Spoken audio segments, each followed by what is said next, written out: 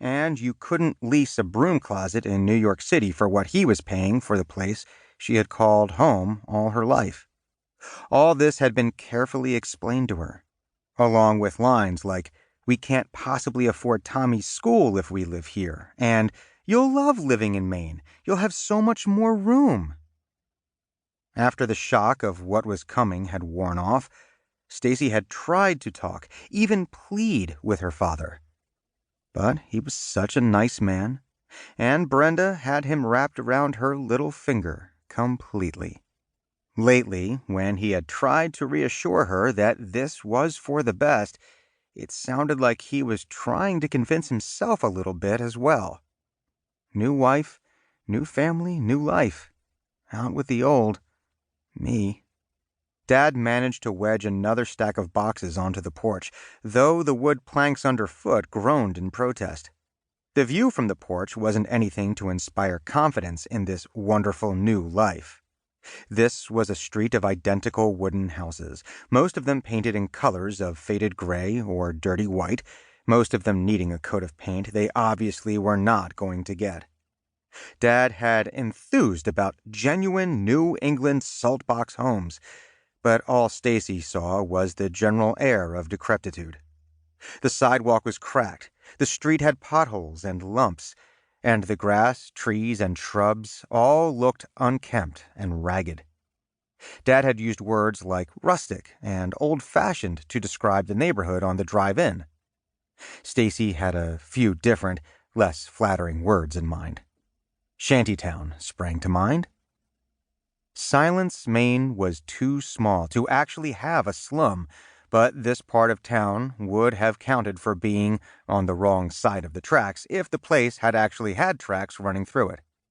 Staci had never actually been here before. Her mother had moved, abruptly, as she always did, around the first of this year.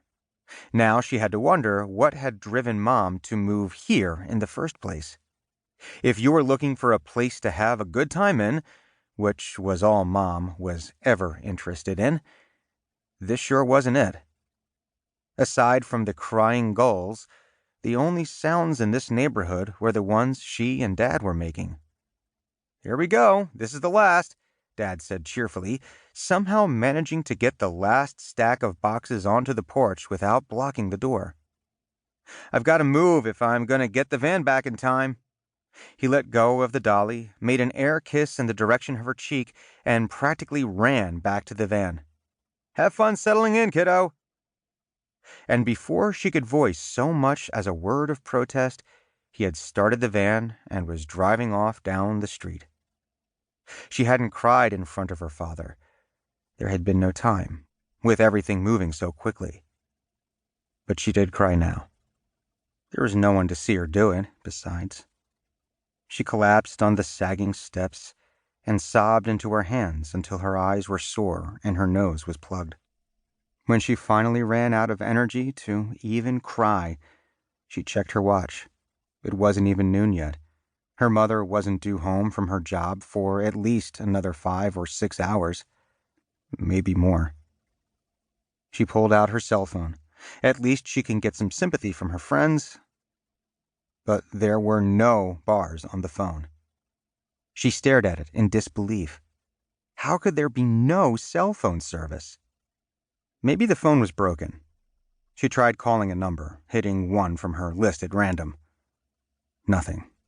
No ringtone, no dial tone, not even an out-of-service signal. She broke down all over again.